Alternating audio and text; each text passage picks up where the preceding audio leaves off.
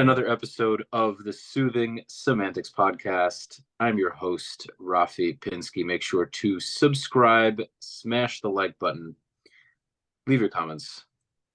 And without the further ado, we have the Outback man. Oh. the guy who has a large selection of sleeveless coats in Australia. It's only one. It's only one. But it is cold right now, though. You got to show off the guns. That's it. No, the shrinking man. We have Harris Sultan on the show for I guess you could say, really a second time, because we did two parts, which was really the first part. So now we're doing a round two. I was also very fortunate to come on to Harris's show. I really enjoyed the episode. So I decided, with everything that's been going on with the war, it's been almost a year into the war with Israel and Gaza, and the whole region's in turmoil. Everything's going crazy. And now we were discussing off camera the potential migration of 3,000 Palestinians to Australia. There's a lot going on there. Obviously, England is having its own issues. So the world's gone crazy. If you guys haven't seen my prior episode with Harris, or you don't know who Harris is, you definitely should go to his YouTube channel and check it out. You can go to Harris Sultan. Okay, Harris, Harris, Sultan, pretty simple to spell. He covers all different kinds of topics regarding Islam and its challenges with the West, its issues with the West. He is a former Muslim of Pakistani origin, moved with his family to Australia many, many years ago. And he wrote a book on atheism. Very interesting gentleman. And I thank you for joining me again. Thanks for having me, Rafi. Glad to be back. Absolutely. So let's cover, I mean, you said you're not so up to date with the war in terms of what's going on with Gaza. What do you know?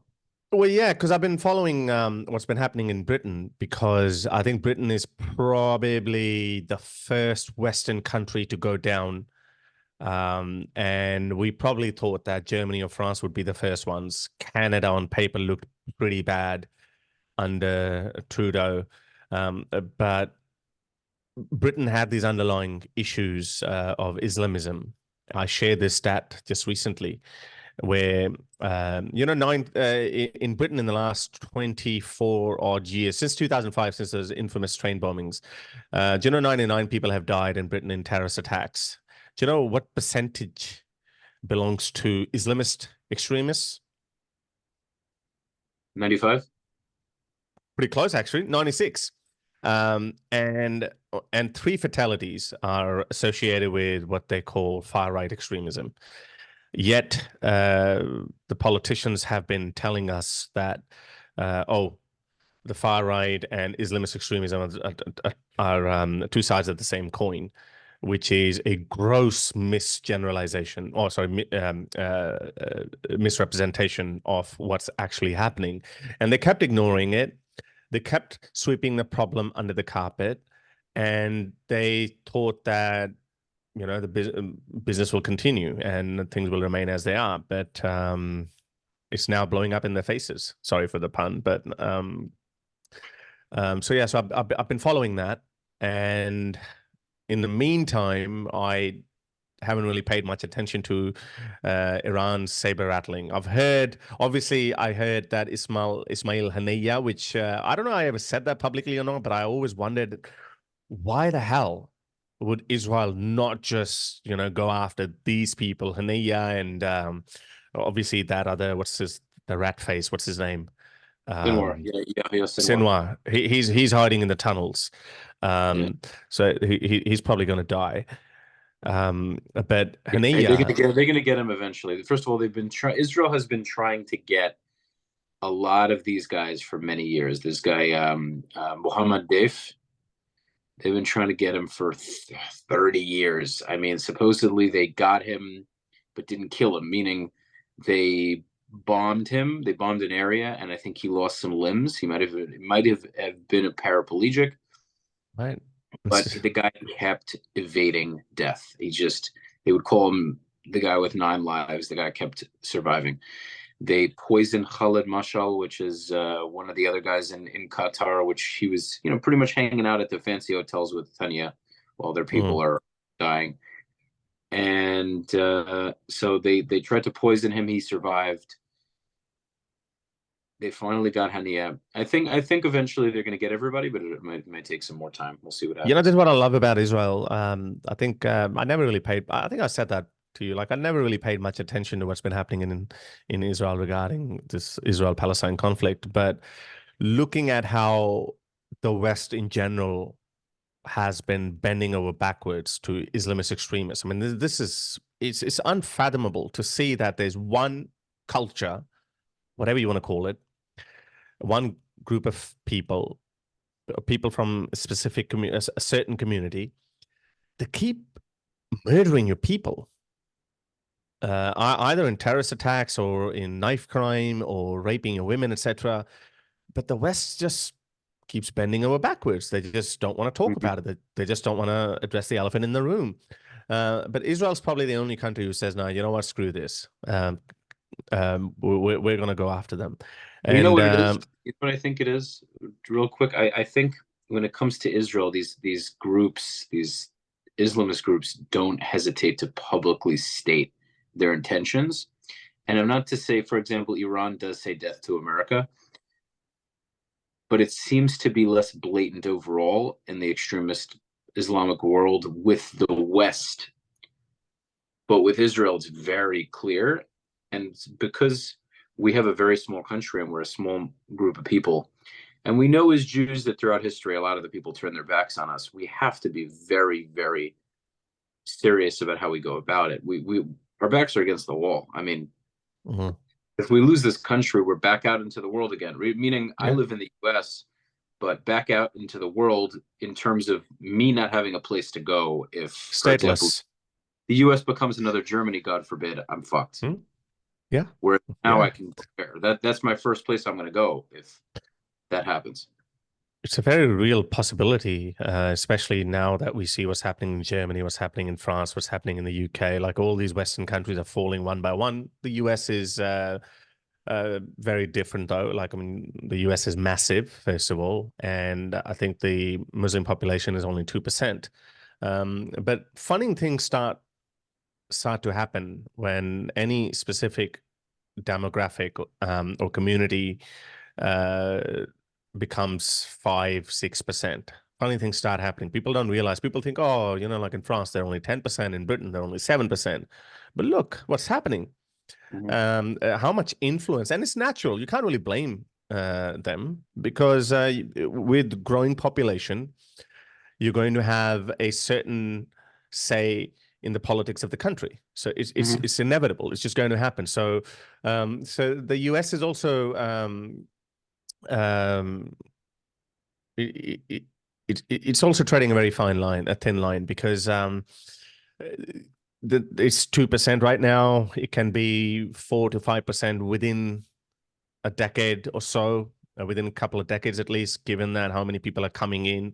We don't know how many of them are Muslims. We don't know how many of them are Islamists. I mean, normal Muslims are fine. And look, by and large, we used to say that American Muslims do not behave like British Muslims or French Muslims because America only took in skilled labor.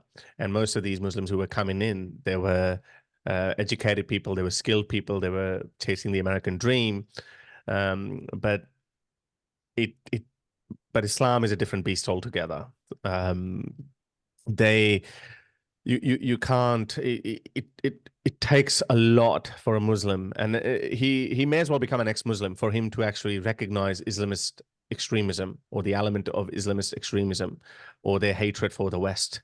You can't just you can't do away with it. So yeah, I think it's dangerous, and I hear your fears, and they're not misplaced. Jewish people have a very small country for thousands of years. They lived in exile, and now they have a tiny country, and they don't want you to have it. It's I mean, I feel bad. I mean, I feel bad for Jewish people. I think, and now under Biden, we've seen that even that support that we thought that Israel had, it's actually nothing is guaranteed. You know, like you can have a leftist woke government. If Kamala Harris comes in, boy, that's gonna be really bad news It's for Israel. tough. It's going to be tough, but I'll tell you what it also will mean. And I might have spoken to you. I don't remember if it was you or someone else. If Kamala pulls the aid, which to be honest, part of me wants to happen. I know it sounds nuts. A lot of people actually say that because that would unite the Israelis. Well, the Israelis, for the most part, are quite united. We have disagreements in the government, but the country itself, the youth, we don't have it like in the U.S. where everyone's got purple hair. The Israeli youth are very tough. It's been proven based on how the war has been going on. They're very willing to go out there and do what's got to be done. You don't have half of the country running away, not willing to put guns in their hands and put on their helmets. They're going and doing what they got to do. They've stepped up to the plate, and that's a very big deal. And I think that's also going to do us very well in post-war in terms of business and hard work and effort. This is a tough time. So when an entire country goes through a tough time, they usually will come out very tough on the other side. So it's unfortunate that that had to happen, but there is going to be a plus at the end of it.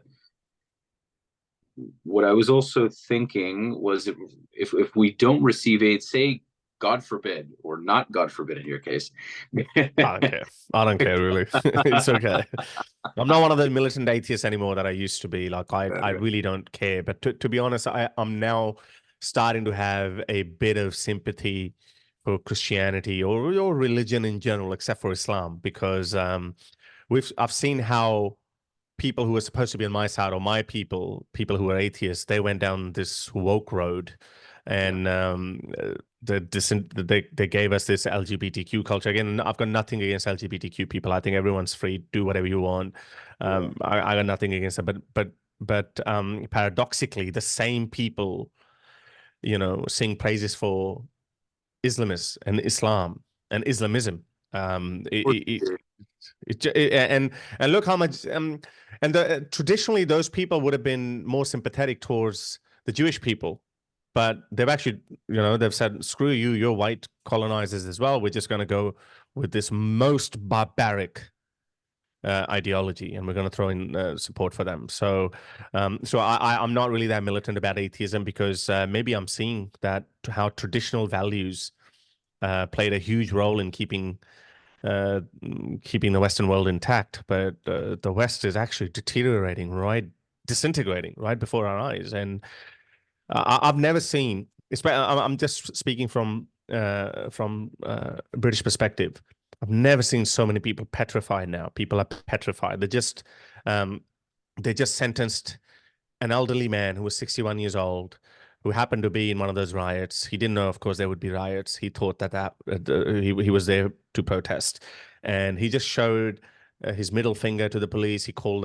He said, "See you, see you next Tuesday," and he said, "Who the beep is Allah?"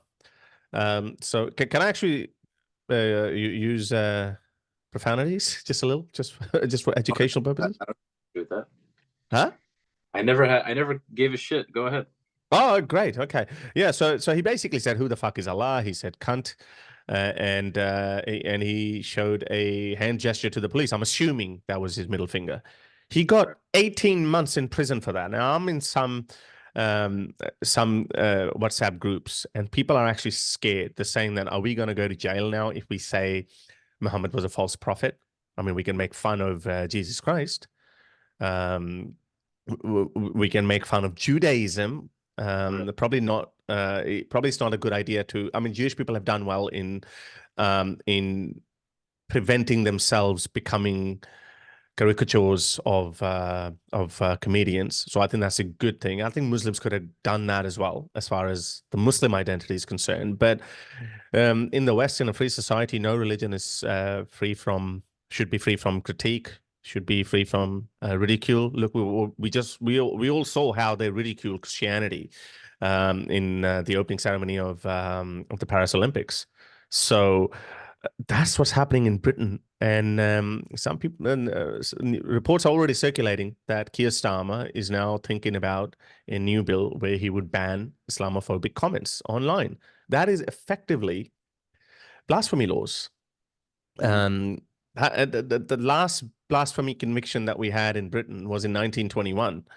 A guy named John William Gott, I think his name was, and he got 9 months in hard labor because he published a pamphlet showing Jesus Christ as a circus clown. 1921, and now 2024, they got him. They got a man for saying, "Who the fuck is Allah?" Dark days ahead, and that's Britain. I think France is still defiant. I think France's next government is probably going to be a Marine Le Pen. Hopefully, we don't know. So I don't know about Germany. I think Germany has definitely become a shithole. Canada is a shithole. Yeah, I think America and probably Australia is are going to be the last bastions of the free world. Did we just talk about it, or we were talking about it before our recording started? Now they're having a debate even in Australia because we have a Labor government in Australia, and our Prime Minister Anthony Albanese, who's still a bit old-fashioned, but obviously he belongs to a leftist Labor Party, and he formed.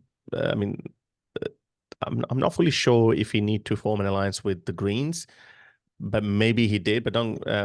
But the Greens are just they are the symbol of wokeism everywhere.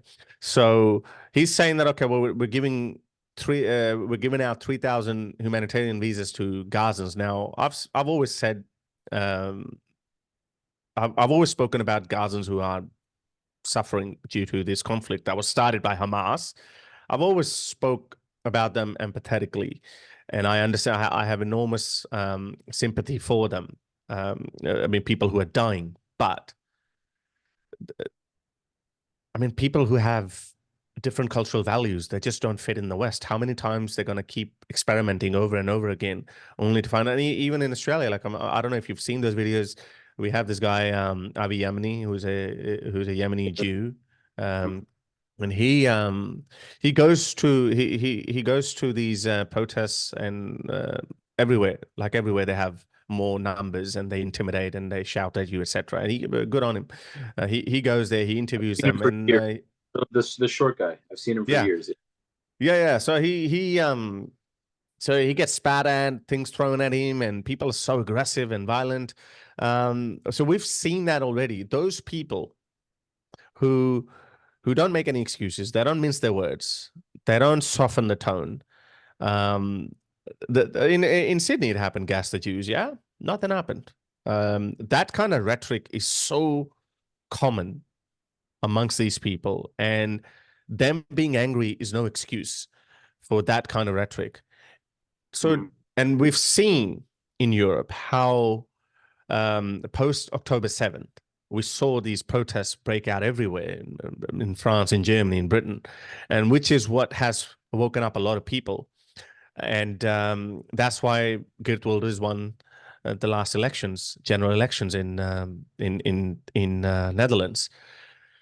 So I just don't understand what is this virtue signaling? Why can't the West just sit down and calm down for a little bit and say, hang on a second, we've already seen a lot of social disintegration because of certain people, because of certain topics, yet they just want to, I don't know, they're hell-bent on destroying their own country. So anyway, so I'm glad that there is a fierce opposition, and a lot of people are saying that no, we're not going to allow this. So let's see where it goes. But the government is still the government. I mean, they have the power. So if 3,000 Palestinians come, I'm not saying they're all bad people. I'm sure they are.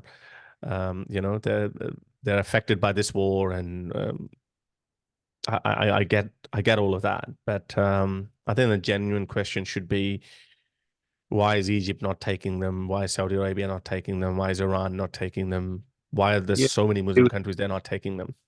Yeah, they culturally they would mesh so much better with them. What's funny is they probably They much. won't. That's the thing. They won't. They know they won't. Yeah. Then they got kicked out of Kuwait. They got kicked out of Jordan. After they tried to overthrow the king there, the monarchy there, and then they kicked them out. Pakistani general took part in that mutiny or rebellion, whatever you want to call it, and they killed, I think, 3,000 Palestinians or something. And then that's when they fled to Lebanon. And look what happened to Lebanon. Lebanon in the 70s and the 60s, like it was a beautiful country. It was a Christian majority country, and it's just now Hezbollah is effectively running that country. And if they go ahead with this threat against Israel, Israel's obviously going to retaliate and respond in its usual fashion. And then all those Lebanese people who would still be alive today, who would remember how Lebanon was in the 60s and the 70s, they should be scratching their heads and wondering, what the hell? Like, it's not our conflict. It's not their conflict. Well, they should either go really, if they don't want to be involved, they should either go all the way to the north, or they should, if they have an opportunity to leave, they should leave because Hezbollah is going to look like, not Hezbollah, South Lebanon, probably all the way up to Beirut, is going to look like, uh, A it's going to parking look. lot. It's going to be flattened. That's what you're saying. Because it has to, because it'll have to be, because Hezbollah is so much more dangerous than Hamas. So Yeah. Israel's, at the end of the day, Israel's not going to want to send ground troops in there until that place is fucking leveled. At least all of the southern part, because at the end of the day, most of the Israeli soldiers are young guys. They haven't been in war for their entire lives. They're young, 18, 19, 20, 21. They're going up against Hezbollah fighters, many of whom are the same age, but it's guns versus guns, artillery and tanks versus tanks. A lot of it is chance, and we just send them in right away. We're going to lose a lot of soldiers, God forbid. Yeah. So, And there's no point. How many casualties has Israel had in this current war? in the end, well, a lot of them died during October 7th, so not nearly as many as. Excluding them, though. Excluding them, though. I think I heard the number somewhere around 200 or 300 people. Is that right? A few hundred, not, yeah. I think probably maybe between 300 to 400, maybe 300 something. Yeah, which is still obviously a lot, but it could have been worse because I remember I used to listen to David Petraeus and Ben Hodges, and they used to say that this is very difficult. Close quarters, urban warfare. People can come out from anywhere, and then you can, like Israel might end up losing a lot of soldiers. But 300. I mean, 200 is still, as I said, is 200 too many. But it could have been worse. But I think that, and to which I always said that Israel doesn't know Gazans anything. I mean, as far as Israel is concerned, the life of their soldiers is more important. That's how it should be. That's how it is. You Thank started you. a war. Logical brain, because people with a lack of brain cells seem to think that Israel should put civilian enemies' lives before their soldiers' But lives. no, not gonna Sounds happen. Nobody does cute. that. It sounds very cute, but I don't know in Mm. what reality they live in, because it's No. ridiculous. If I'm the prime minister of a country, if I'm a prime minister of a country, then I would also put my soldiers' lives first, and I would say, and I think we've spoken about this before. Israel has done more than most countries, even more than America, in ensuring or Oh, trying to minimize civilian casualties, but they never get any brownie points. And again, we heard there's so many people died. Again, that's a lot. 30,000 people died. I think 10,000 of them were Hamas fighters. So 20,000 civilians dying. That's still a lot. But again, it's not on Israel. Israel's not going to say, okay, well, we shouldn't bomb them because Hamas insists on using its people as human shields. So therefore, we should send in our troops, and as a result, we lose thousands of our soldiers. No one would do it. I wouldn't do it. doesn't make sense. Yeah, but I mean, obviously, we'll go into this a little deeper. But I did want to circle back to a point that I was making before, in that if Israel does not receive aid from the U.S., they'll Yeah, manage. First of all, what's his name again? J.D. Vance, Trump's vice president, vice president. Yeah, was saying we shouldn't be just giving money because first off, the U.S. has to. The U.S. is giving Israel money as a credit. Hold on. right. Oh, flipped it. Yeah, Okay, that's better. I was getting a call. The U.S. is getting money as a credit. I'm sorry, Israel's getting money as a credit. They have to spend that money on American weapons only. If we stop this aid, Israel can now go, first of all, they can create and make a lot more of their own weapons. They can do more exports, which I don't know why they're not doing. And then they can also do trade with other countries. They want to buy weapons, sell weapons, do all those things in other countries. They can do that. All the They can also bullets. go reach out to Russia. They can also reach out to Russia. And I think Putin is desperate for cash. Actually, no, he's desperate for weapons too right now. But I'm just saying, maybe later on. And yeah, you're right. Like that's actually that would be a dent in America's defense industry. Not a money thing. There's enough rich Jews that can pull together 3 billion a year. I'm telling you right now. There's enough Yeah. organization. They can do it. They can totally do it. What it is more than the money, it's the backing of the U.S. The problem is yes, you have the backing of the number one military superpower. When Iran makes a threat, you have all these Navy ships and soldiers going in. It helps. It's great. It's a huge deal. But the problem is when Israel needs to make a very serious decision, when they need to really bomb the shit out of Yemen or do certain things, they need to make a statement and America says no, or you have to wait, or not like that, it's too severe, that could cost them not only hundreds of lives, Israeli lives, but it could prolong a war which shouldn't or didn't have to be prolonged just because we want the backing. So we essentially can't, in many cases, we can't make our own decisions in the most important times. And furthermore, the Middle East is lucky, meaning the enemies of Israel are lucky that Israel is in the predicament it's in with America. Because if it didn't have America backing it, its back would be a lot more against the wall, and it would have to be a lot more ruthless in its responses.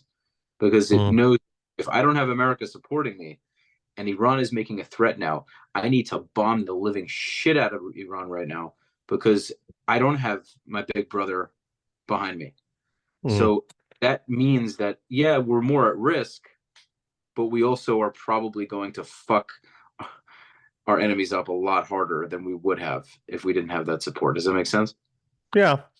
But again, like, I mean, we still can't forget that Israel is a small country and is surrounded by hostile countries who would, if they could, I mean, make no mistakes, Egypt is not Israel's friend. It's just a temporary truce. The moment they sense that Israel is losing or Israel has lost the backing of the US, then they'll join their other brothers, Yeah. and they'll be like, well, yeah, we're joining, we're joining in the party. Yeah. Um, Yeah. I was gonna ask you, like, is it true? Like, I think I read it somewhere that Biden or Biden administration actually gave the names of the people who were involved in the assassination of Ismail Haniyeh to Iran. Is that true?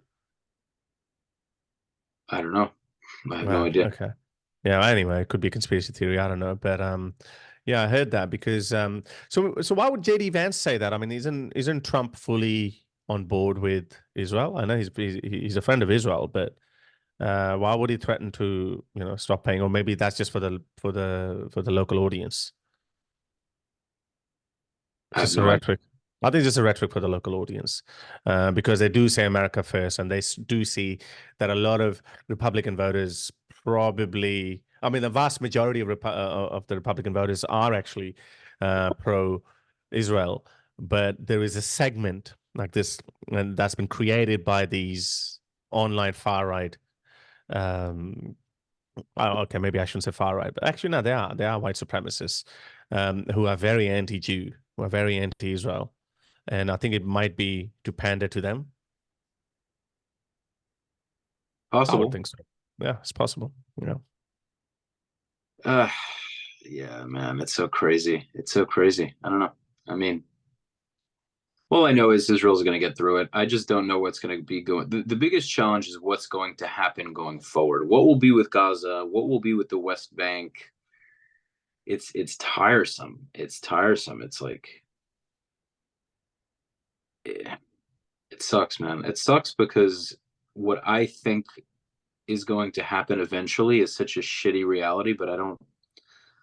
I want, I've said this before. I want peace so much. I wish that Jews and Arab Muslims can just live together. And the funny thing is, in Israel, the Israeli Arabs, for the most part, do live with Jews, and they live just fine. Mm. It's a number problem, and I think that's it's the population challenge. It's the population problem. It's the threat of the Arab Muslim population overwhelming the Jewish majority. That's really the issue. If it was just the Arab Israelis, the 20%, that's manageable. You have the ultra Orthodox who have a very high birth rate. As long as the Jews remain the majority, you really don't have too much to worry about because the Arab, unlike in the West, the Arab Israelis know that if they get too out of line, it's not going to work too well for them. Yeah.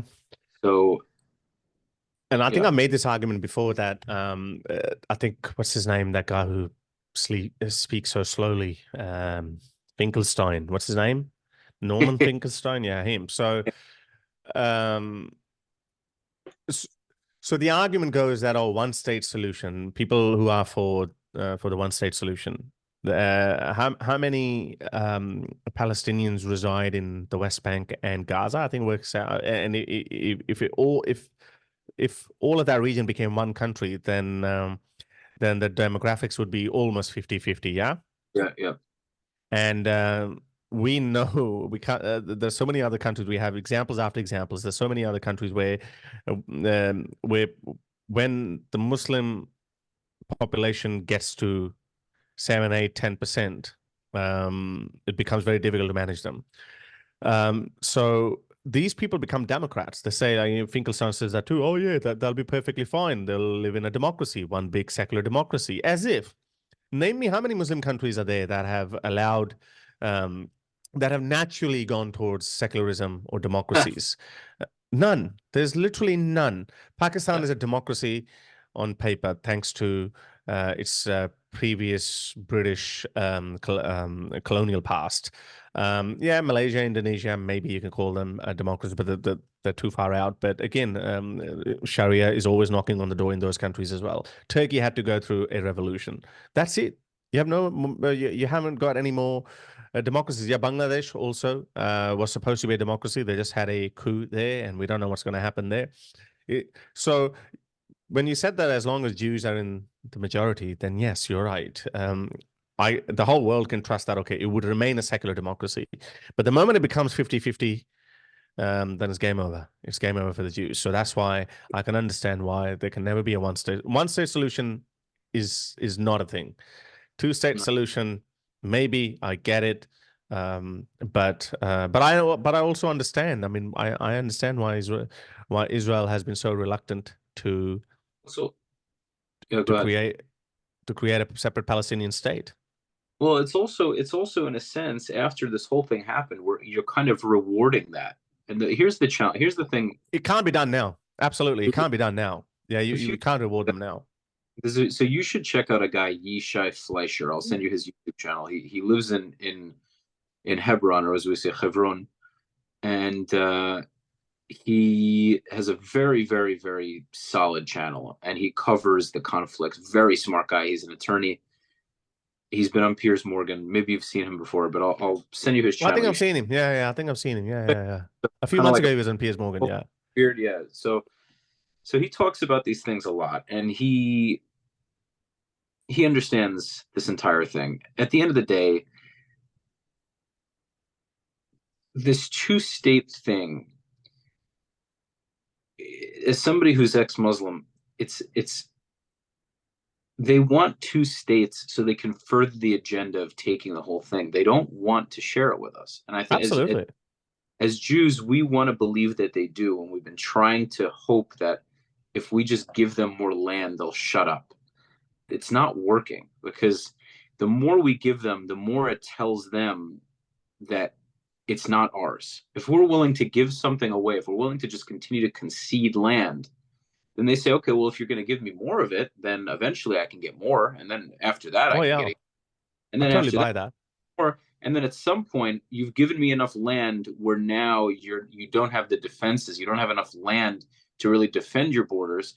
And as long as we fight this gentle, slow war, we can eventually take it all back.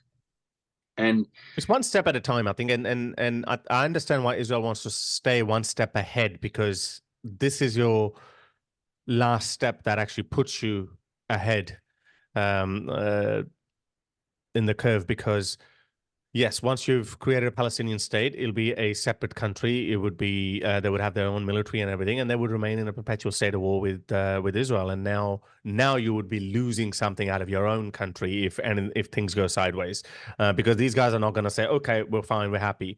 So I totally get that, and I think, even if but 70, Israel has also failed. Well, we can't really blame Israel much for that, because obviously when there's one party that is constantly trying to attack you and kill your civilians. I mean, I think Israel has done a lot. How many people used to come into Israel from Gaza to work? They're working towards the economy. And now we're seeing these people crying about, oh, look how beautiful Gaza was. How did it become so beautiful? If you say that there was a blockade, if you say that, oh, Israel was even keeping an eye on the water supply, yes, because you have shown time and time again that you're smuggling weapons and to kill Israeli citizens. So that's why they have to keep an eye. Israel would have no interest in blocking your water supply or shutting down your power. right.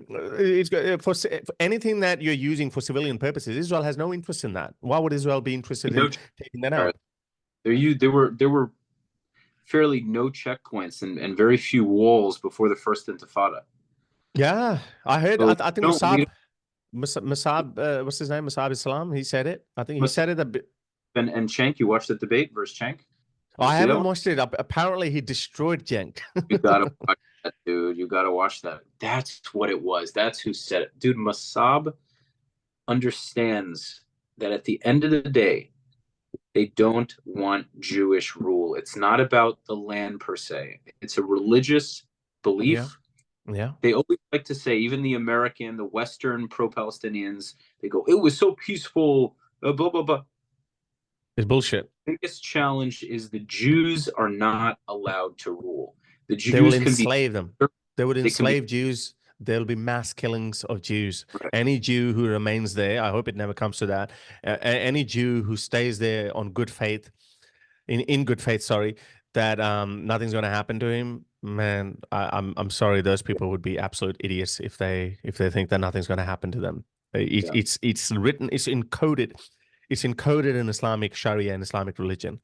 Jews have to live as dhimmis, as second-class citizens, and people make this mistake of thinking that, oh, look, we've got bad stuff in our Jewish scripture, we've got bad stuff in our Christian scripture, Hindus have a lot of bad stuff, but none of them take their religion as seriously as Muslims do. Muslims take their religion very seriously. And we saw ISIS. We've seen what Afghanistan have done. To think that Hamas would be any different. You know, these idiot wokies in the West, in university campuses, they keep telling us that, oh, no, Hamas is very secular.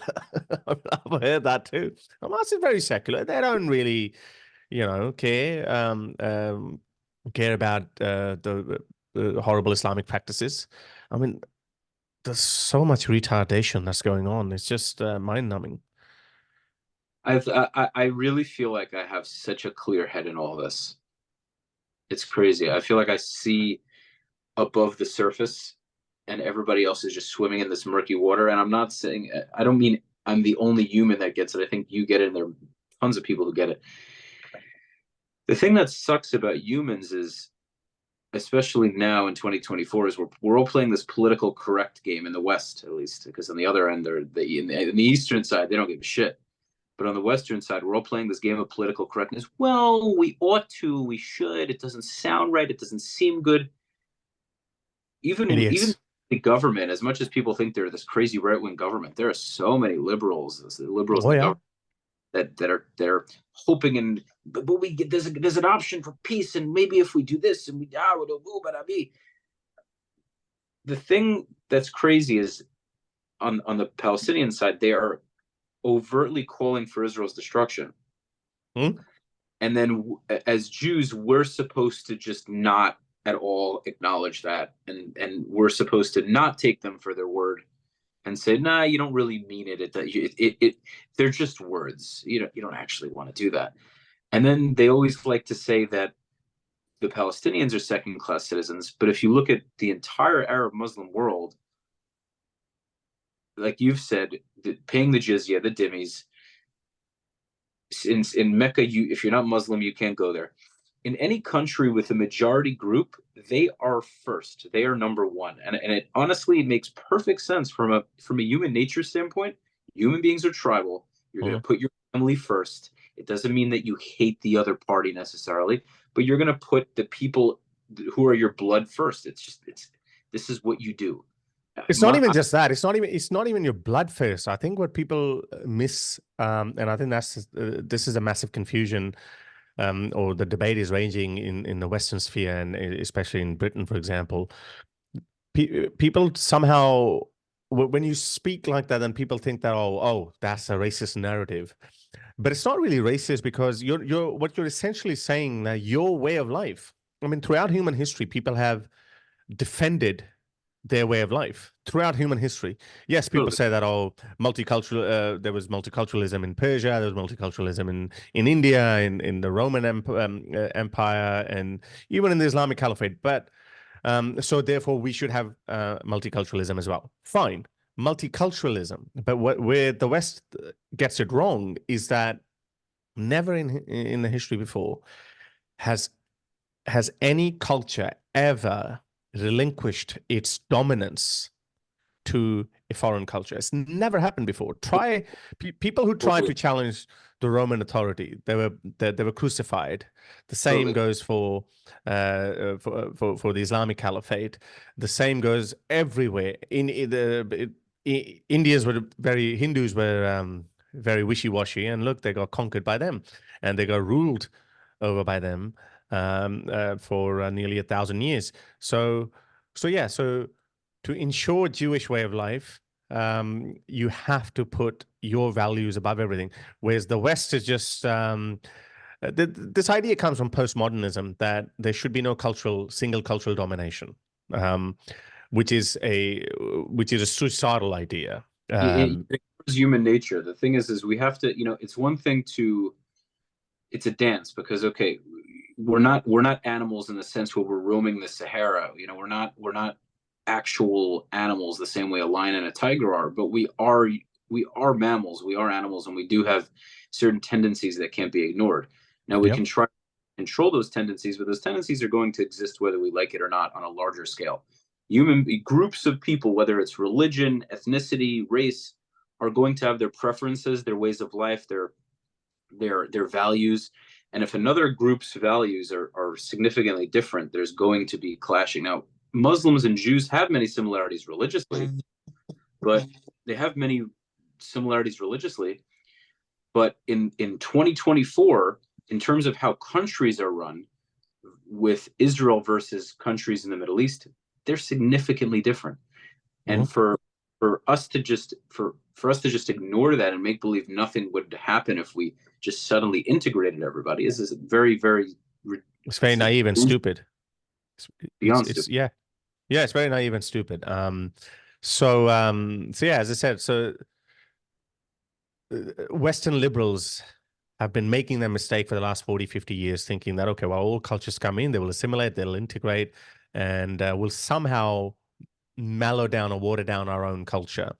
But what they forget is that the very culture that enabled, that became so liberal that it actually opened its borders, or opened its doors, opened its neighborhoods to other people who've been hostile to you for thousands of years. So there was something good about that culture. It was liberal to begin with.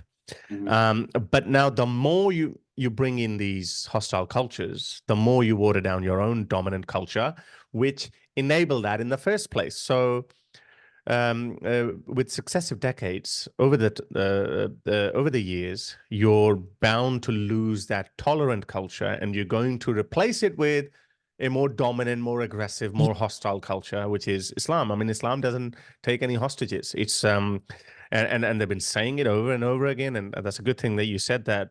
You don't want to ignore that. But the West has been ignoring that. There have been calls for Sharia for UK. They've been doing that for nearly 20 years now, openly, boastfully. But nobody wants to say anything about it because it'll be racist. So I think it's good that Israel or Israelis are not falling into that postmodernist bullshit that somehow, in order to accommodate others, we should water down our way of life, our culture. You should protect it with all your heart, with all your might. There was another point that I wanted to make. Yeah, so and that's one of the inherent flaws of postmodernism, that it's sold to us as a liberal idea that we should preserve and protect every culture. I'm sure you would have grown up hearing that. Oh, we need to protect that Amazonian way of life. That's Amazon tribe. We need to protect that Andaman tribe. We need to respect all cultures. There's Maasai tribe in Africa. Fair enough. The liberals will lecture you all day long, and again, it's a good thing. I mean, we should preserve languages and cultures, and we're all part of this human species. Their hearts are in the right place. The question is but preserve every culture but your own. I mean, the moment anyone says anything about British values or British culture, racist. I mean, the liberals don't own that. Liberals hate the Union Jack flag. Liberals hate those people who say I'm proud to be British. The West is in this self-destruct mode, and they're trying to get everyone to join the party, and I think that's why Hungary and Poland are different, and I think Israel is different too. Russia is different too. Yeah, Poland understands. I think it's if you look at it on a micro level with people, with individuals. I can have my values and I can respect somebody else's differing values. The moment they try to push their values onto me, then we have a problem. Especially if they're trying to kill me for having values. So then I need to say, okay, well, I can respect your values, but if you're not only willing to not accept them, but you're going to try to kill me for having differing values, you're going to die. And so if we can understand that on a micro level, it should be understood on a macro level as well. And I think the thing that sucks the most is, how do I word this correctly? Not even from a political correctness standpoint, I just want to articulate it properly. The sad part with Jews and Arabs, and the truth is every time I say Palestinians, it's kind of funny, because when you watch this video with Massab and Schenk, Massab even says, there's no such thing as Palestinian. He's like, Palestinian was invented in the 60s by Yasser Arafat. So Schenk is taken aback. He goes, what are you then? He's like, Schenk made it as if Massab has no respect for his people, and he's just removing himself from his own people. He said, no, I'm an Arab Muslim. The whole concept of Palestinian was created to oppose the Jews and the Jewish state. He says, so these are my people, but there's the whole concept is just there's no, you know what I mean? And it's a fraud. The whole concept is a fraud. You've got what's the most common Palestinian name? Al-Masri, which is Egyptian. Al-Maghribi, which is Moroccan. Al-Jazair, which is Algerian. Al-Yemeni, Yemen. Afghani, Afghan. Turkey. They have Al-Halabi. Yeah. So they've got all these names. Halabi, which is Aleppo in Syria. Aleppo in Syria. So you're right. I mean, there's no such thing as Palestinian ethnicity. And this is why, like, when I first discovered that it's just a made-up name. This name was given to them by the Romans just to piss off the Jews. The funny thing is I'm okay. If they want a Palestinian nationality, the same way Israeli nationality, I think it's a little bit different. But you do have Jews that came from all over the world. So at the end of the day, if they want that, if you want to be a Palestinian since what was it, 1964, Yeah. you want to recognize you as an actual people, fine. But that does not come at the expense of recognizing the Jews, the Israelis as a national people. So if you're going to, if Palestinian means, okay, we're Palestinian, you're Israeli, no problem. Okay, fine. You want to be called the Poopalupa people? I don't care what you call yourselves. By all means. That's how But all they want nationals you. really came But they to want be. your country too, though. But don't do that. You're not going to do that and say, because we're Palestinian, you are not Israeli. You don't exist. And then people obviously would say, well, you're doing it the other way around. It's like, no, no, no. We've tried and tried and tried and tried and tried. You keep waging war, you keep losing, and then you keep asking for more. You keep crying about it. At some point, you forfeited your rights to have anything you really wanted. And we're still willing to try. We're still willing to try because, quite frankly, we don't have another alternative. And the world is literally on top of us saying, well, you can't expel them. You can't kill them. You can't wage war. 40,000 deaths, too much. You can't. So we're like, well, what the hell do we do? We can't wage a war. We can't. Killing any of them is just not okay. They can kill us. We can't kill them. They would gladly expel us, but we can't expel them. Basically, anything they do is fine. Anything we do is a problem. So we can't really do much. And of course, you have people that support Israel, no doubt about it. But we're in this position where we want to try to find an alternative that doesn't mean kicking all the Gazans out of Gaza.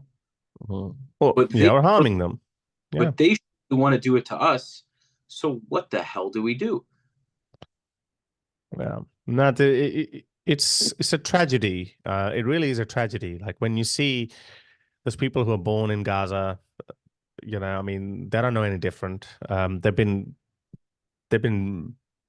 spoon-fed this propaganda all their lives, and they also, I mean, I think if I was a Gazan, I think I would have been like them too. It's the fault of their leaders. It's the fault of the Muslim world, and we've said it before that I think they're constantly egging them on while they live in England, while they live in the West, and they say, "Keep going, keep fighting, keep dying. We'll support you." It's just sad. I mean, it's yeah, I don't know. There's no solution to it. I mean, I think even when the conflict started in our last conversation, I said that I think the two-state solution is the only solution. Even then, I guess I think even in the same chat, I did say that I don't think that this will end there. But, I'm not an idiot. I know what you say. Whatever the fears of Israelis are, they're legitimate. That once it's done, then they're going to come for mainland Israel. So yeah, you're right. There is Israel cannot even take a micro step back because after that they'll be fighting for their lives, literally. Israel. I mean, right now there's a one step in between, which is sane ones, or should we say, more clever ones. They're saying, "Oh no, we'll be happy. Just give us a Palestinian state." But then some are so stupid they outrightly say that no, we don't want just a separate Palestinian state. We want all of it, which kind of plays into. Yeah, you even have a song in a bunch of different cities all over the West where they say, we don't want two states, we want all of it. Do you ever see that being sung? No, I've never seen it, but I'm not surprised. The whole slogan "From the river to the sea, Palestine will be free" is just which actually plays in your hands because Israel can just say, "Look, even if I gave them, even if we created a Palestinian state, they're not happy. They're not going to stop there." So yeah, I think Israel should hold it out as long as it can, not cave into pressure. But I think realistically, Gaza. Go ahead. No, continue. I don't know. I don't know how long can you hold out because I think the world is changing very rapidly around us. The woke virus is spreading very rapidly. So I don't know. I mean, I actually fear more for Israel because I was reading this list. Non-Americans who have created multi-billion-dollar companies in America. I think number one was India, and the close second, or I think I don't know. I think I don't want actually don't get into numbers. It was in hundreds, and a close second was Israel. You know, India is a country of 1.4 billion people, and Israel is a tiny little country, and they've created they've contributed so immensely. There's such an asset wherever they go. You know, there's something really admirable Harris, about now to the have Jewish this culture. my phone, your computer, the different technologies inside of computers and phones, this is really technology in them. Yeah.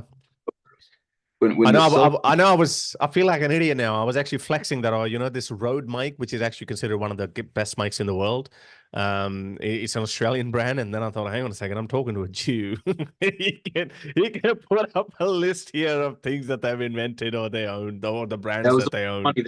There's this guy. So there's this guy on TikTok. He's also on Instagram. He goes by B Fendi. It's his first name is Bilal something. Bilal something. His family's originally Gazan. He lives somewhere in the U.S., maybe in Pennsylvania. I'm not really sure where he lives. And he went viral on TikTok and Instagram by going on to Omegle and Zoom or whatever on Omegle and talking to Israelis, and he trolls them, and it's a whole thing. I can send you his stuff. Oh, but the Adam guy, Adam, I think his name is, that idiot. Like he would talk to those ordinary Jewish kids, and then he would edit those videos, and he would make them look like as if he stumped them. Like that guy is an absolute. He's a dishonest clown. I don't know if we're talking about the same guy, but it's probably the same. He has like a long nose. He has like long black hair. I don't know. But either way, no, it's not him. I'm not talking about that guy. What's funny is he posted a video. He posted this video in his kitchen where he's saying he's cooking Israeli food, and he basically takes this pan off of the oven, off of the stovetop, puts it on his counter, opens it up, and there's nothing in it. And he's taking a spoon or whatever, and he's serving an empty plate of nothing. And the joke is that there's no Israeli food. We don't actually have our own cuisine. It's like, first of all, the Jews from all over the world, when they came to Israel, brought foods with them from their host countries. Foods which, without a doubt, some of them are Jewish-made foods. Secondly, even if we did take foods from other countries, who the fuck cares? I said I wrote a whole post. I'll send you what I commented. Christianity, Islam. I said maybe we did take some of your dishes, which is the whole concept of that is asinine. But second of all, you essentially appropriated our religion, which is a lot more fundamental than some food. Secondly, Jews have contributed more to the world in the last probably 500 to 1,000 years on our pinky than the entire Arab world has in all that time. So if you want to start talking about the things that maybe we took from you versus what you've taken from us, it doesn't even come close. So he's sitting there with this cute little empty pan. I know there's plenty of foods from Middle Eastern Jews that they personally made. If we made all these other things, you think that we couldn't come up with our own food? It's a little bit ridiculous. Well, you know, as the joke goes, that England managed to conquer, you know, half the world, but they couldn't come up with a cuisine. You know, they had to go to India. So being good at one thing doesn't necessarily mean that they would be good in cuisines as well. I actually don't know. I think I've heard David Wood talk about certain places in Tel Aviv and in Jerusalem where they absolutely love the food. I'm not sure if most of it was Arab or not, but anyway, it's a little thing. Who cares? I mean, yeah, sure. If you want to take credit for, if you want a medal for inventing falafel, go for it. I'll take Bluetooth or I'll take technology over any day.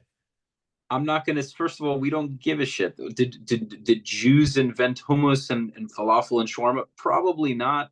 I'm saying it didn't originate in modern Israel. That's for sure. It was invented in some Arab country. It was invented by one person. All these foods were originally made by one person.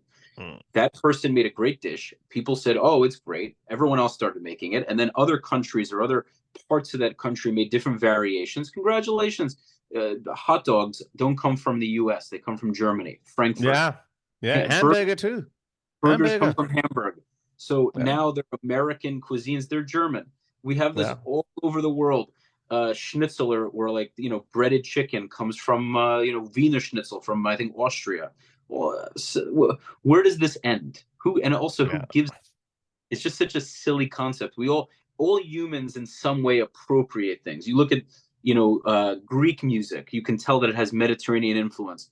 Mm. So they have flavor from the Arab world because all countries people marry each other and convert and conquer and this and that. The whole world's a hodgepodge of different things. So you're gonna start go, well, that's my cuisine. You can't make it. It's like who the Yeah, I saw fuck? that flex. And in fact, you should be grateful that other people are admiring it. I mean, Arab food is great. I love hummus. I love Me falafel. I too. love so many things. Like, I mean, it's just it's brilliant. But yeah, to rub that in your face as a flex and or to denigrate you, that's just stupid. Yeah, it's a little Yeah. ridiculous. And it's funny when it comes to the boycott because they're surely not going to boycott their cell phones and computers. Maybe they'll boycott a cup of pudding that came from Israel, but they're surely not going.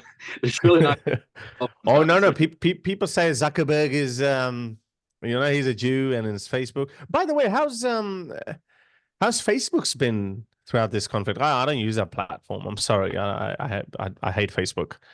Has it been a bit more pro-Israel, and has it been or is allowed this debate to rage on freely? Zuckerberg from the hole in the wall. I think he's probably very much a liberal, and he's probably trying to stay out of the conflict. He is a Jew, but I think he probably is pro-Israel, if I had to guess. But is he outwardly saying anything? Is he outwardly No, but is he speaking? allowing that on Facebook though? Because like how censoring is a real thing, regardless of what side of the debate you're on. Mhm. Yeah, the people have their favorites. I think Elon Musk is doing a pretty good job because he's not banning liberals left, right, and center. He's not. What he's done is just allowed conservatives, and to be honest, like some really far right conservatives as well.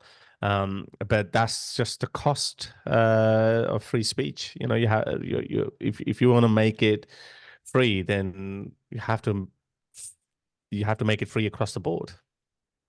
Yeah, But no, Facebook is heavily censored though. right. Yeah, I think it seems to be.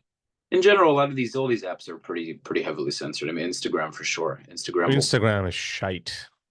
I don't even yeah, post anything on Instagram, just my ban photos. ban you on everything. I haven't really, not yet anyway. We'll see what happens, but I also have small channels. It's not like my channels are big enough. But yeah, I mean, it is what it is. Mm. Indeed. Yeah. Anyway, what else? I don't have much to talk about. We covered a lot of ground. I mean, I don't care to get into a whole rabbit hole with Russia and Ukraine. It is pretty crazy that that Ukrainians actually invaded Ukraine. I think that's Good, insane. good. Yeah, no, Ukraine is doing really well. Like I've always been team Ukraine. Um, yeah, so the people who've been supporting me, because I mean, people who are supporting me are conservatives now. The liberals, I've gone full anti-liberal, even though I'm a liberal at heart. I'm a very liberal person. But that's just how militant these so-called modern day leftists and liberals are. That they just call you far right straight away. Like, I mean, I'm a far right guy who is pro pronouns. I'm a far right guy who is pro choice. I'm a far right guy who um, who's pro immigration, just against mass migration. But I'm still a far right. I'm still far right. So yeah, it's absolutely pathetic. So people who've been supporting me actually are on the right of the political spectrum, but they hate me for my stance on Russia, Ukraine, and I think that just shows you the complexities and intersectionality of modern discourse. There's some things now, and I'm looking and I'm like, oh, Andrew Tate's making sense. It's like Yeah. I've been shitting on the guy for so long. So yeah, it's all over the whack. I think uh, I can understand if you're just an ordinary guy who's just following someone on Twitter or YouTube or something. You can't help but think that, oh, these guys must be there must be grifters. They must be just in for whatever generates clicks. Because did you see that alliance between far right white supremacists like Nick Fuentes and that Jackson Hinkle guy, Hmm. all these guys, the Lucas Gage guy, massively anti-Semite, yeah. They were all attacking Israel left, right, and center, and they get in bed with Muslims just because they hate Jews. They know nothing about Islam. They know nothing about Muslims, because anti-Semitism is so rampant in white supremacist groups that they would be like, whatever Israel does, if Israel comes up with a cure for cancer, they would spread conspiracy theories about that. Sure. It's just they would say, no, this is an Israeli ploy to get in our bodies and whatever. Total crazy stuff, yeah. So they formed this alliance, and Muslims were like, yeah, these guys are good, yeah, Jews are bad, blah, blah, blah. And now when these riots happen in Britain, all of a sudden, because they're white supremacists, yeah, they're like, all of a sudden, they're Team Britain, Team White Britain. And Muslims are like, hang on a second, I thought you guys were, and all these guys, Daniel like Ikechus and hijabs and all these people, they're like, oh, hang on, I'm supposed to be supporting Andrew Tate because Andrew Tate supported us in the Israel-Palestine conflict. Andrew Tate is not he's not far right, by the way. I think he's genuinely a grifter and a troublemaker. Yeah. But Lucas Gage, what's that UFC fighter name? Jake Phillips or something, whatever his name. He's very active on Twitter. Gee, I always forget his name. I always call him Jake Phillips. He's not that. But anyway, the UFC guy, he's Probably talking about, but I don't know who Jake Phillips is. no, not Jake Phillips. Let me just look it up. Tim Kennedy? No, man. There's only one MMA fighter who is so anti-Israel. I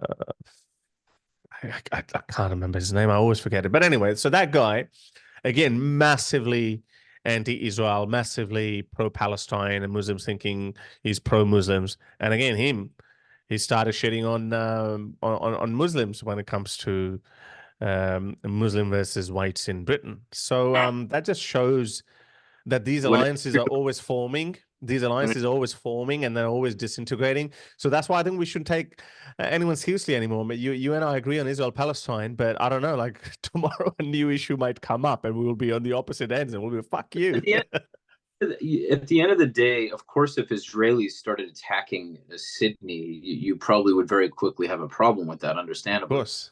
Yeah. We actually had a problem. I think in 2011, 2012, the scandal broke out where some those killings that took place in Dubai, that Mossad killed some anti-Israeli militants in Dubai, and one of the agents, one of the spies actually used Australian passport as well. So yeah, it became a massive news story. I think Australia expelled the Israeli ambassador as well for a little bit, and Muslims are so happy. They were like, see. But yeah, look, in those cases, but you know what?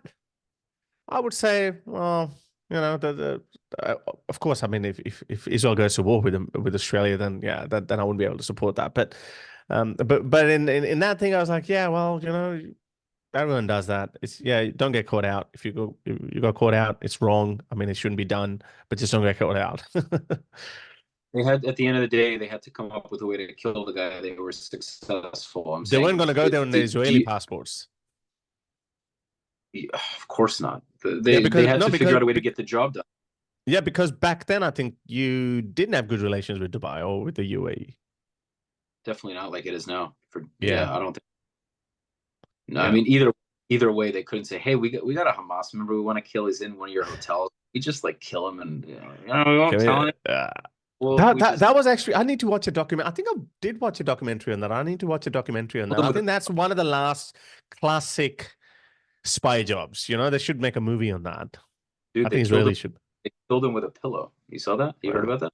Yeah, I think so. Yeah, they went in the hotel room, and the guy was, like it's like a classic James Bond stuff. And I think that it doesn't happen anymore. I think the CIA has gone too soft, and MI6 is too soft, and they're all scared. And only Putin does that. Only Putin sends his assassins. so many things like that, man. If you go to Wikipedia or you go on YouTube and you look up Mossad missions, they're crazy. Oh, oh. And Iran, man, and Iran, all the nuclear scientists that just magically disappeared, crazy what Yeah. And if they can't, if they can't get him, in the country, then they'll just bomb him. Like Ismail Haniyeh, when it happened, I was like, sweet, finally, you did it. So they I must have been waiting for it. couldn't believe that I didn't believe it. I was talking to a bunch of my friends in a WhatsApp group, and a few of them were like, nah, well, let's see what unfolds. I was like, Al Jazeera just posted it. I think it's true. And then lo and behold, all the news sources were covering it. I saw the funeral. I was like, wow, this is true. I couldn't believe it. What were the details? He made a very stupid mistake as well. I think somebody ratted on him. Is that right? Like it was supposed to be a top secret visit. Nobody was supposed to know that he was going to Iran and all this and this place. But then somehow Mossad found out, and yeah, they got the coordinate. I think they tracked his phone or something. I don't know. Like it was very interesting. It was on video in the parliament, so I mean, I guess it wasn't such a secret. Oh, really? So hang on. So was it public? Was it public knowledge that he's going there? Yeah, but in the hotel, his location is his exact location, though. Oh, well, I mean, they already knew he was there, but they have Iranian informants because there are Iranians that are against the government. They're probably getting paid a hefty money from Israel to help them, I imagine. And obviously there are Mossad agents in Iran. Yeah, I mean, there's definitely some people in there, I imagine. So we don't know the exact way they were killed, that he was killed. There's a very cool YouTube channel called AI Telly, Tellly. They do these really cool AI videos explaining how different. I'll show it to you. It's super cool. They did a whole scenario, 3 potential ways Haniyeh was killed, and one of them I think was with a jet where they just shot a missile through.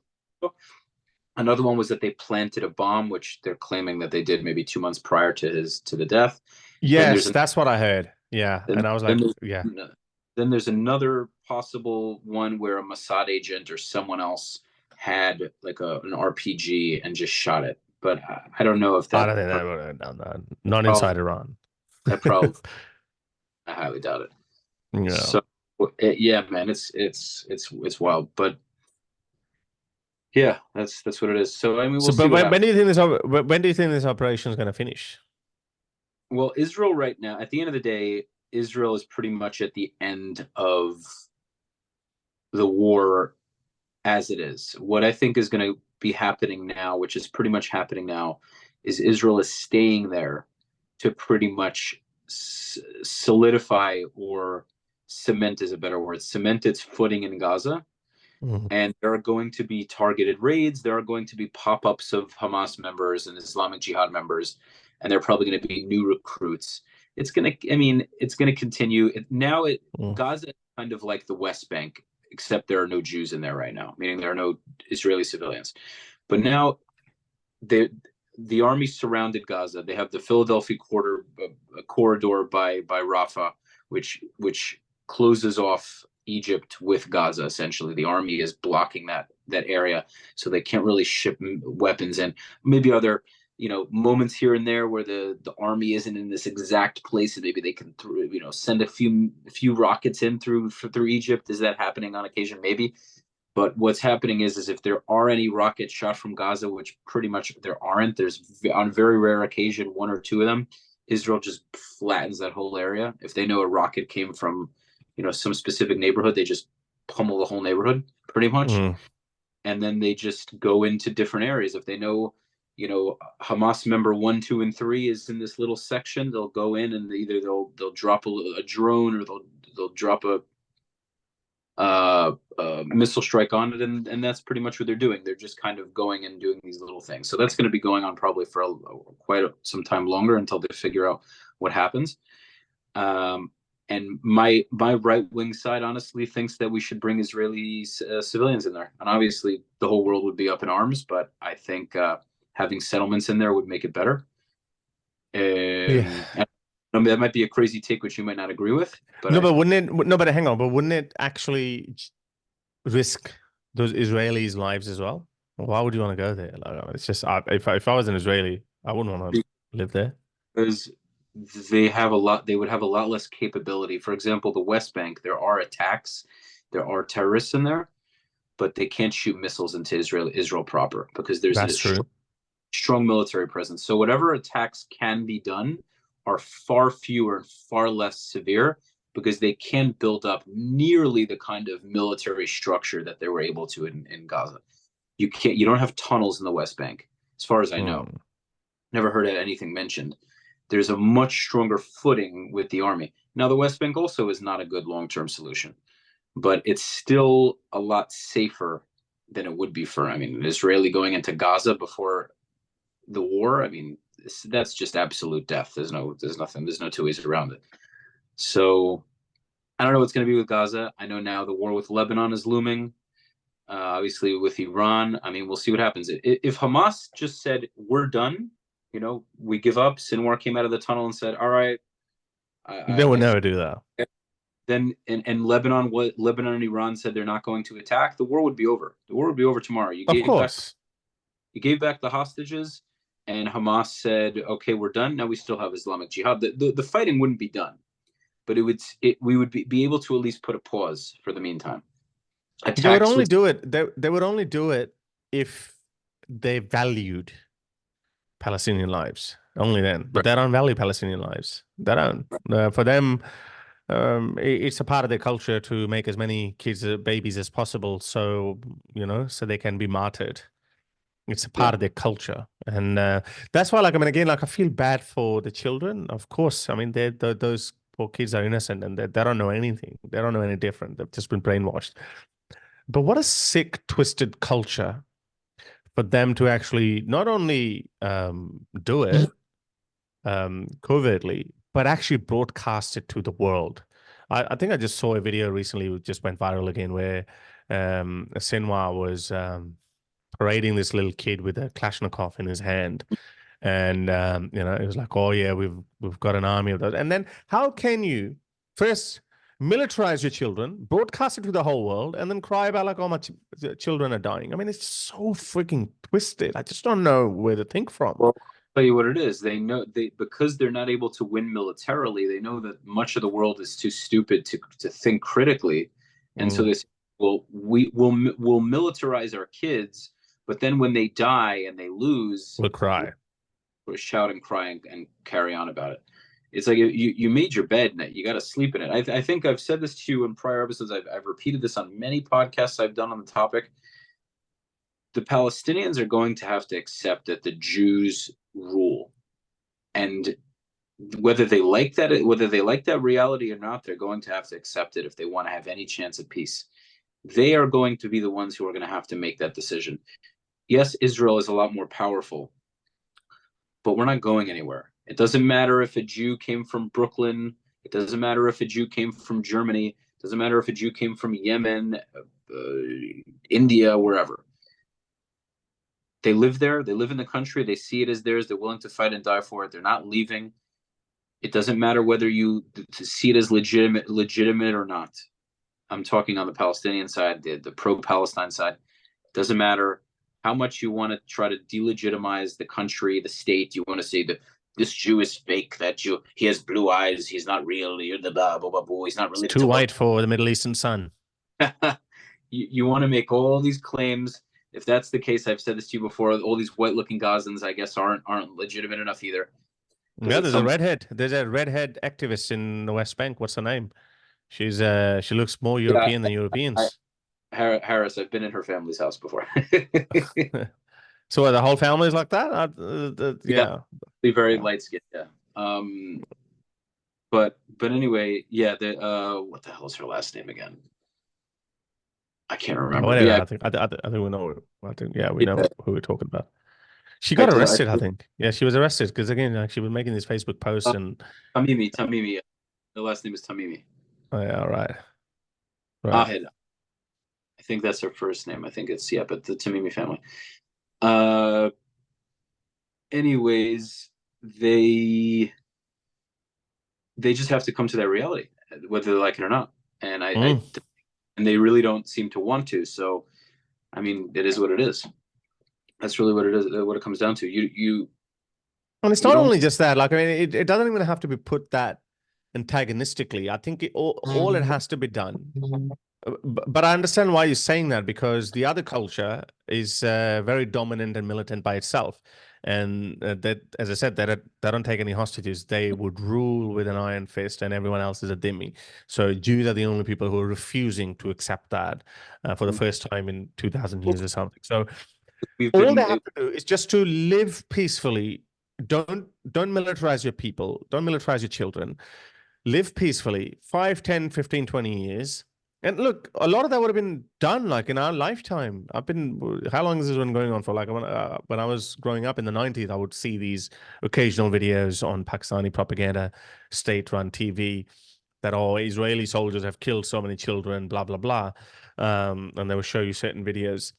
But if there was any decent leadership back then, and all they had to do was to say, we're gonna prove to them that we're peaceful people, non-militarization of our people, and then by now they would have proven it. That look, we haven't attacked Israel, we haven't done anything. We've built these skyscrapers. Look, it looks very similar to Dubai. And then I think they would have, and I think even then, Israel would have been a lot more comfortable, or out of reasons not to create a Palestinian state. But they keep showing that over, and I think this is why this notion is very popular, that that Netanyahu actually wanted that money to go to Hamas, so they could actually do this, and because it actually plays in Israel's hands. It gives Israel legitimate reason that, hey, look, man, these guys they just want to destroy us. They say it. So, as I said, like it doesn't even have to be said that, put it the way you're putting, and I get it. I think you need that.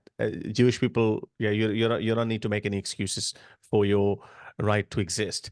But realistically, though, Jews don't have to. I think Jews don't want to rule over Palestinians either. I don't think there would be any desire. They're too far advanced to think along those lines, to have a little colony on the in the West Bank and in Gaza. I don't think so. I think if these people had become non-militant, they had become peaceful, then I think it would have been fine. Jews wouldn't have had any interest. Would you agree?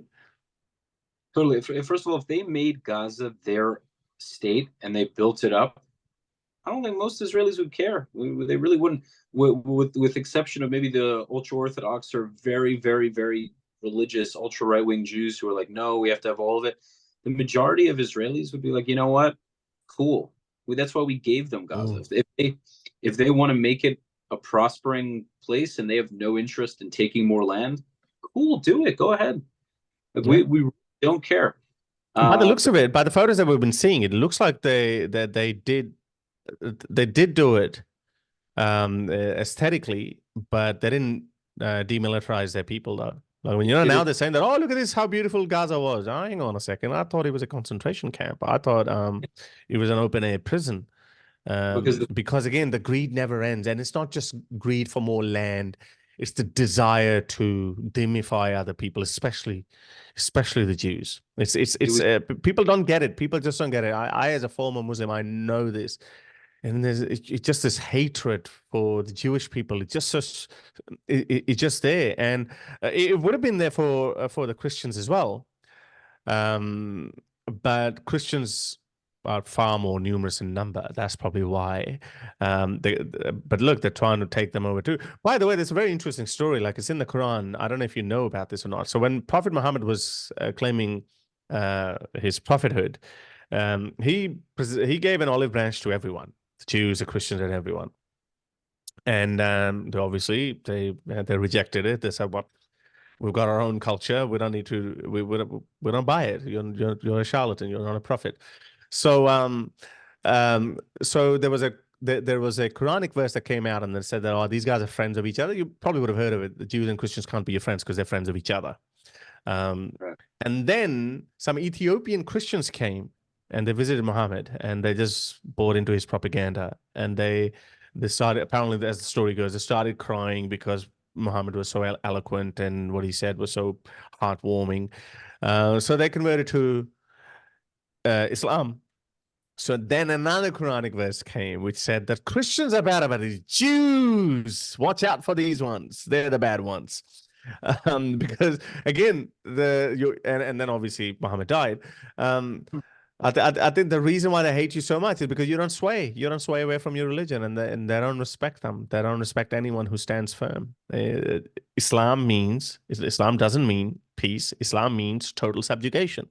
They proudly say that they are slaves of Allah, and everyone should be enslaved by Allah. But I think stronger cultures who have survived these centuries, like the Jewish people, and now like the Hindus, they say no. They say no to them, and I think this is why it breaks my heart to see how Christianity declined in the West, and as a result, they are letting Islam encroach on their values. I hope, not hope, I think I'm pretty sure, then at least not by their own design, Jews are not going to give up their identity as the West has done. And I think Hindus are not going to give up their identity either. I think they also want to they also want to defend their way of life violently if the need may be. Yeah, it's just what it is. I think people can live in harmony if they respect each other. It's really what it comes down to. Mm. You know, you have the call to prayer in Jerusalem. There's Muslims everywhere. They said they practice their religion. Israel's very accommodating. You can wear a hijab and niqab. You can, you even have more lenient laws to Muslims in Israel than you do in many Western countries in terms of the call to prayer. In Florida, I don't hear it going on anywhere. Maybe there are some Western countries are giving in though. Like it happened in Birmingham, and it happens. But not only now though. But you guys have been doing it for a long time because you've been trying to accommodate. You've been trying to appease them, within reason, of course. No, what I'm saying, because I think the call to prayer is a bit excessive. I think they should. That's because I think it's more than just a religious practice. It's a way of asserting your dominance and marking your territory. But at the end of the day, if you're peaceful and you're not trying to harm us and force your practices onto us, then okay, practice your religion. I think Israel at the end of the day understands all of these concepts. It's a dance. It's a dance. We know we let them get away with a lot more than they probably should, but when it gets too much, we put our foot down. Sometimes a little too late, sometimes not enough. But there's also, don't forget that the majority of Jews in Israel come from the Middle East, meaning before the modern state of Israel, they were living in these countries. They know how these countries run. They know how the people are. They lived among them. So we have that arsenal, and that makes our military that much more effective, our intelligence that much more effective. We have undercover Israeli operatives that, again, come from families from Morocco, Yemen, Tunisia, what have you.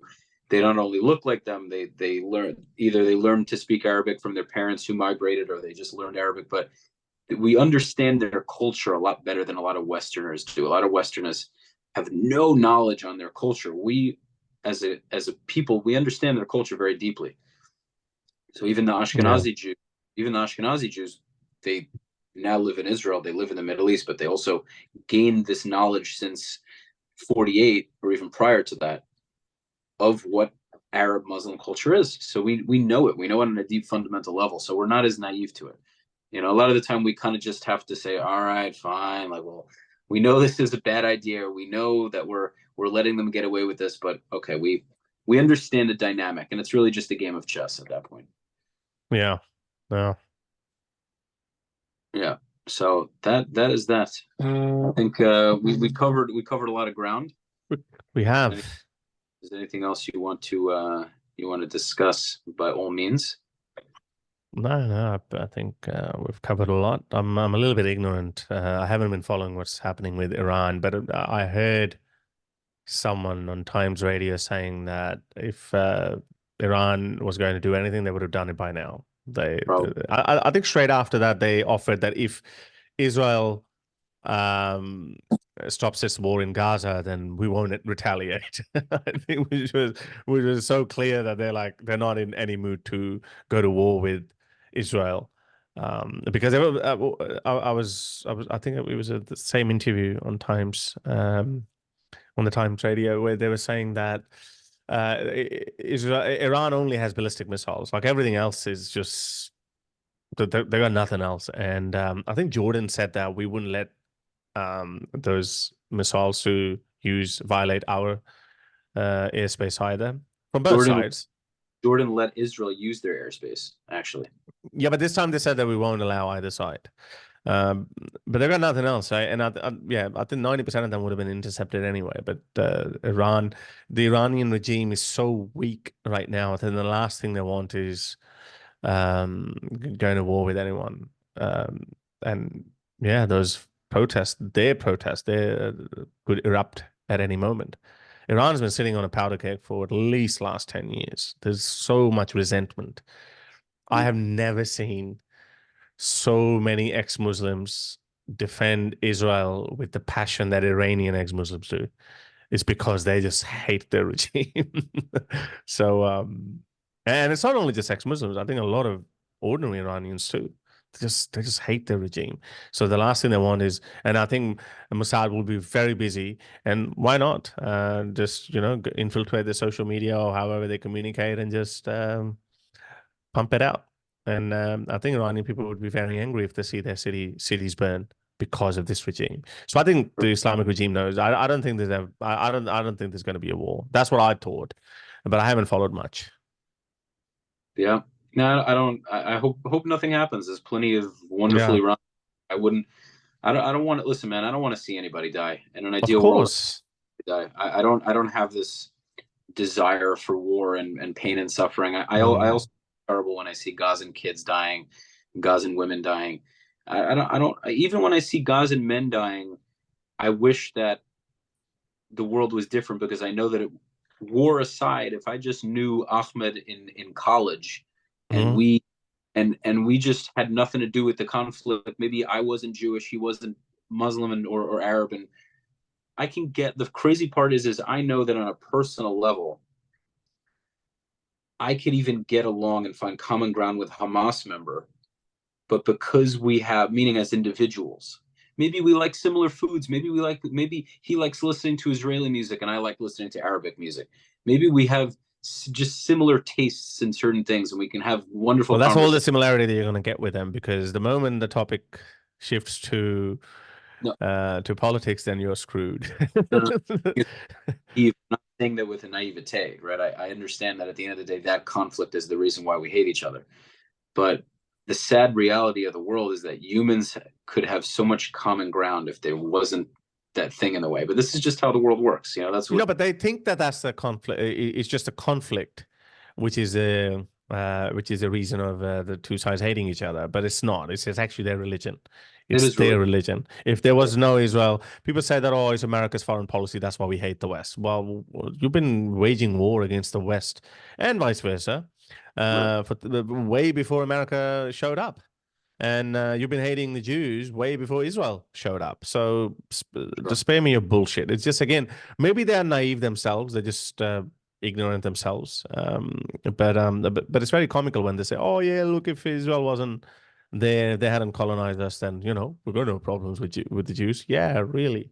I mean, yeah, how much history? I see your history is not your strong suit. Yeah, no, it's definitely not. That's exactly why Israel exists, Harris. That's exactly. Okay, so that's a wrap. Harris, thank you again for joining me. I appreciate your time as always. Thank you very much for having me. Guys, I appreciate you making it this far. So make sure to subscribe to both of our channels. So make sure to go to Harris Sultan on YouTube and subscribe to his channel, because he's got an amazing channel. And make sure to like this video. Make sure to like all of our videos and comment on everything, and just take precious time out of your life to comment and like and subscribe to all of it. So that has been another episode of the Soothing Semantics podcast. It is a wrap. And let me just give it a quick second. Hey, was that you, Rafi? I saw your display pic, bro. I'm trying to figure out how to end it. There we go. Okay, because I'm doing it on my